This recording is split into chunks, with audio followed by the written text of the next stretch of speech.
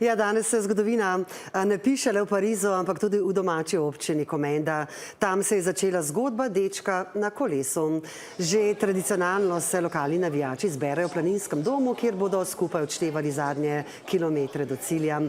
In skupaj z domačini bomo čakali trenutek, ko bo Tadej Pogačar še petič oblekel znamenito rumeno majico zmagovalca dirke po Franciji. In v Komendi je torej tudi Denis Maračič. Denis, peta zmaga na Turu je nekaj res izjemnega. Kako ta uspeh doživljajo ljudje, ki se Tadeja spomnijo še kot dečka na kolesu?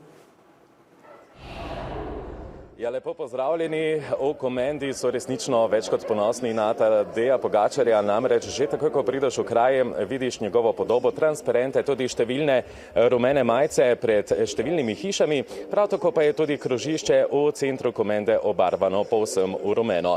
Tukaj v planinskem domu se je zbralo kar nekaj njegovih podpornikov, navijačev, ki tukaj skupaj spremljajo še zaključno dejanje letošnjega tura, se pa že počasi tudi pripravljajo na veliki sprejem, ki bo potekal v petek s pričetkom ob 18. uri in župan že sedaj poziva vse, ki se ga boste udeležili, da se v Komendo odpravite torej najkasneje do 17. oziroma 18. ure, da boste lahko sprejem torej sprejemali kar se da od blizu.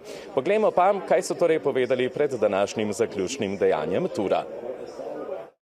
Ne smemo se vsega navaditi, moramo biti pa ponosni na to, da Tadej prihaja iz Komende, iz kraja tukaj pod Kamniškimi Alpami in res kaže tisto pravo velikost kot kolesar in ponosni smo na to, da je Tadej naš občan. Zelo lepo je, pa vsako leto je boljši.